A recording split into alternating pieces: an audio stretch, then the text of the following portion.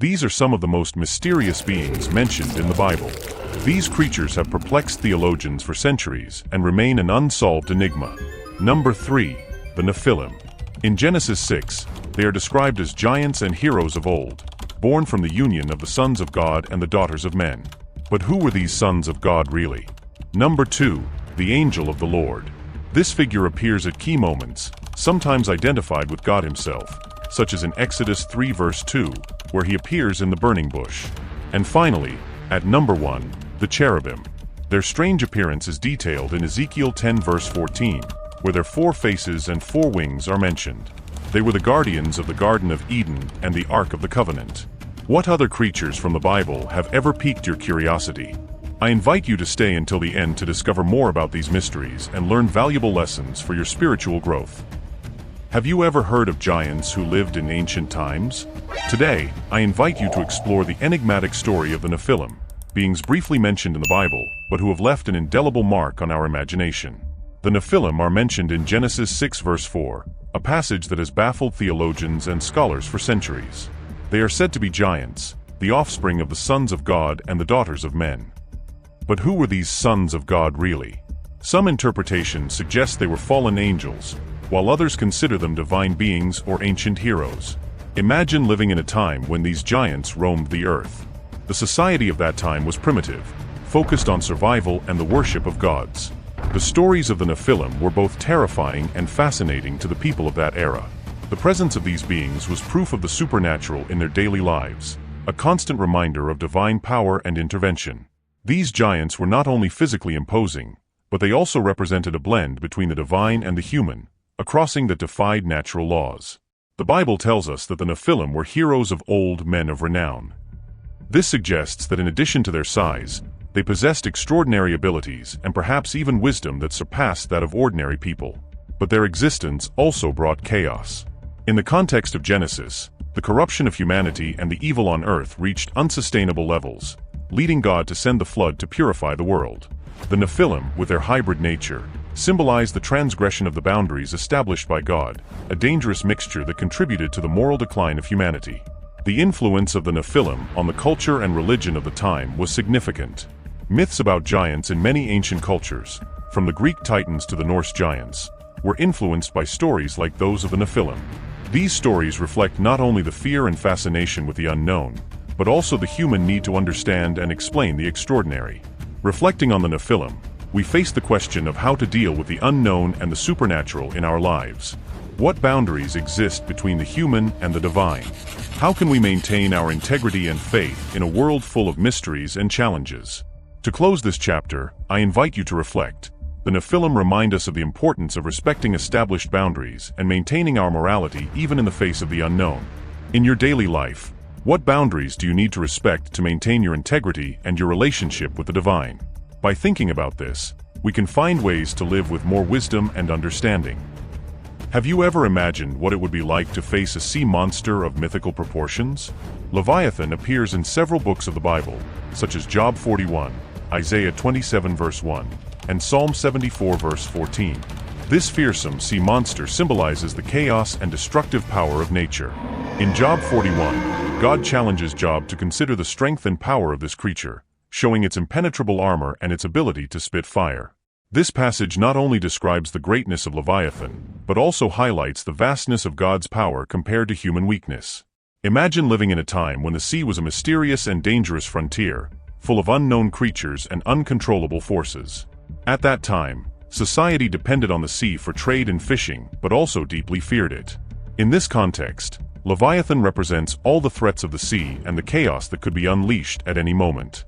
It was an embodiment of the uncontrollable, a constant reminder of human vulnerability in the face of the forces of nature. The politics and religion of that time were closely tied to the control and interpretation of natural elements. Kings and religious leaders used stories like that of Leviathan to emphasize their authority and the need to maintain divine order. In Isaiah 27 verse 1, Leviathan is described as a twisted and slippery serpent that will be destroyed by God on the day of final judgment, symbolizing the defeat of evil and the restoration of divine order. Interestingly, Leviathan is not only mentioned in the Bible, but also appears in various ancient Near Eastern cultures. In Canaanite mythology, a similar creature called Latan fights against the god Baal, and in Babylonian tradition, the dragon Tiamat represents the primordial chaos defeated by the god Marduk. These similarities show that the image of Leviathan resonated deeply in the collective mind of ancient cultures, symbolizing the eternal struggle between order and chaos. Reflecting on Leviathan, we face the question of how to manage our own uncontrollable forces and fears. This creature reminds us that there are aspects of life that are beyond our control, and that true wisdom lies in recognizing our limitations and trusting in a higher power. To close this chapter, I invite you to a brief reflection.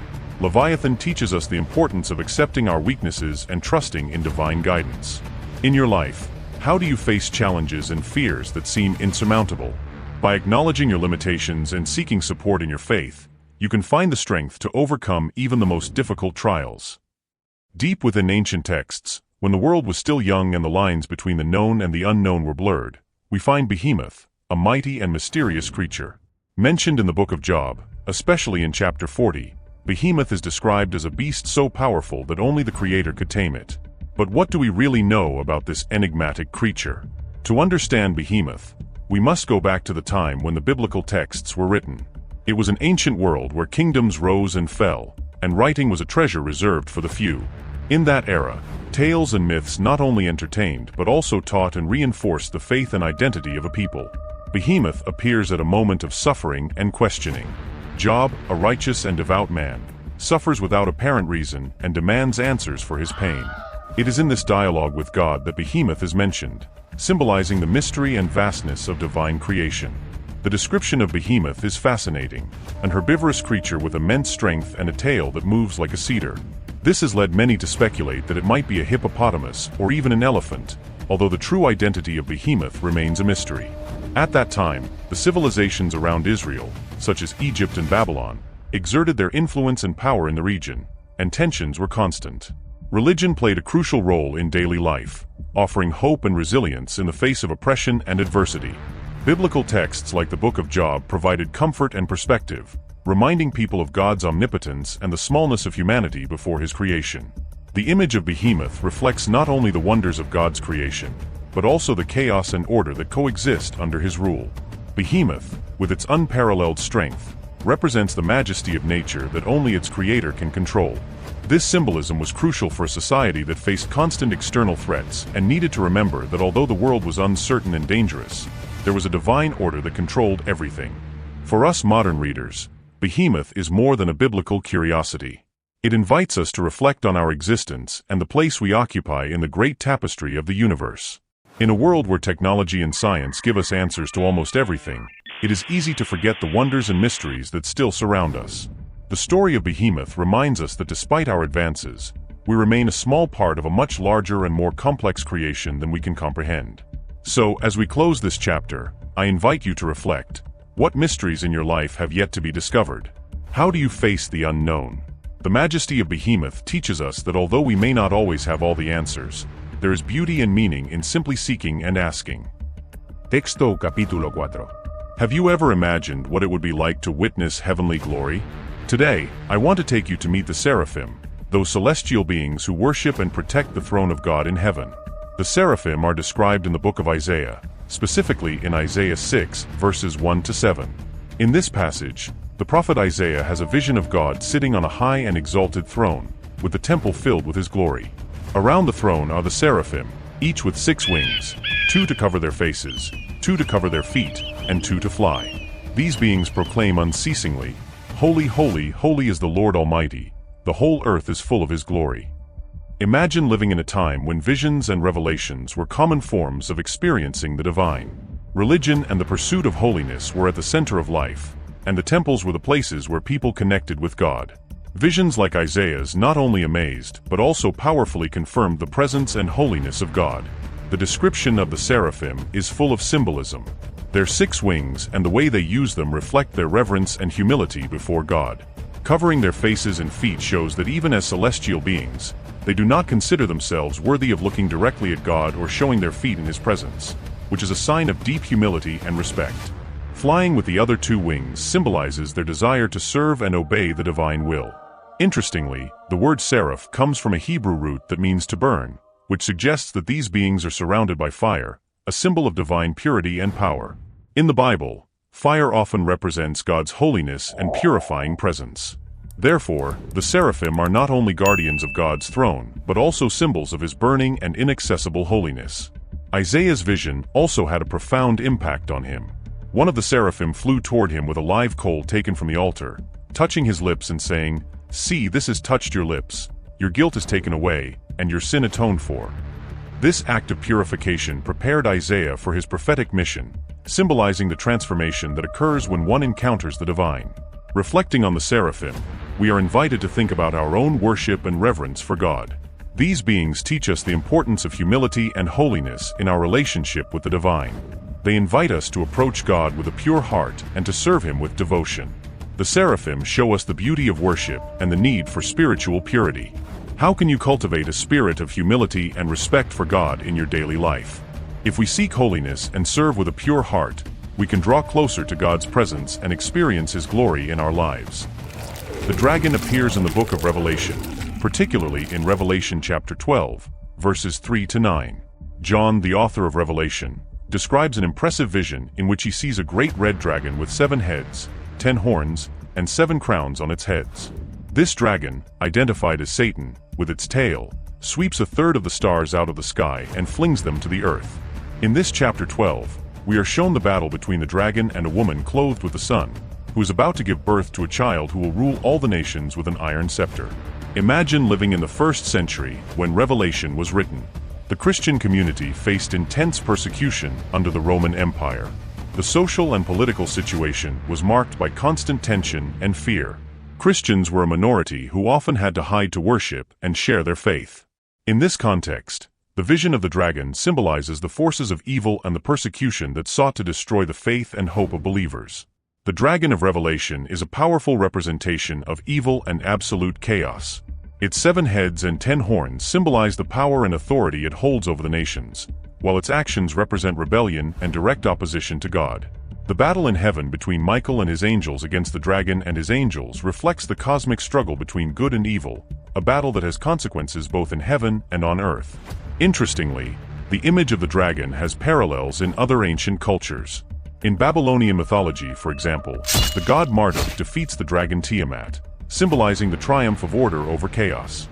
In Chinese culture, the dragon is a powerful but often benevolent creature that symbolizes strength and wisdom. These comparisons show how the figure of the dragon has captivated the human imagination throughout history, personifying destructive power and heroic challenge. Revelation not only describes the battle against the dragon, but also offers a vision of hope and redemption. Although the dragon is powerful, it is ultimately defeated. The child that the woman gives birth to is taken up to God and his throne, and the dragon is hurled to the earth. This final defeat of the dragon symbolizes God's victory over the forces of evil and the promise of a new order where justice and peace reign. Reflecting on the dragon of Revelation, we can think about our own battles against the forces of evil and temptation in our lives. This passage reminds us that although we face challenges and persecutions, there is a promise of victory and redemption through faith in God. How do you face the trials and temptations in your daily life? By maintaining our faith and trusting in God's promise of victory, we can find strength and hope amid the struggles we face. As we come to the end of this fascinating journey, let's reflect on the spiritual lessons these creatures can offer us and how we can apply this knowledge to our daily lives. For those interested in delving deeper into these mysterious creatures, I recommend exploring the books of the Bible such as Genesis, Job, Psalms, Isaiah, and Revelation. These texts are a rich source of information and reflection on various creatures and their spiritual significance. In conclusion, the most mysterious creatures of the Bible teach us to embrace mystery, to fight in spiritual warfare, and to appreciate the majesty of creation. They invite us to trust in God, to resist evil, and to value the beauty of the world around us. By applying these teachings in our daily lives, we can grow spiritually and live with more faith, hope, and gratitude. Thank you for joining me on this journey through the mysteries of the Bible. I hope these explorations have enriched your knowledge and inspired you to deepen your spiritual quest. Until our next encounter. Now I invite you to tap on the recommended video to discover the hidden destiny of the Ark of the Covenant. In this fascinating episode, we explore the theories, legends, and mysteries surrounding the location of this sacred relic. Where is the Ark of the Covenant today? What do ancient texts and modern investigations tell us? Don't miss this exciting search that reveals the secrets and hidden meanings of the Arkansas. Click and join me on this journey full of surprising discoveries.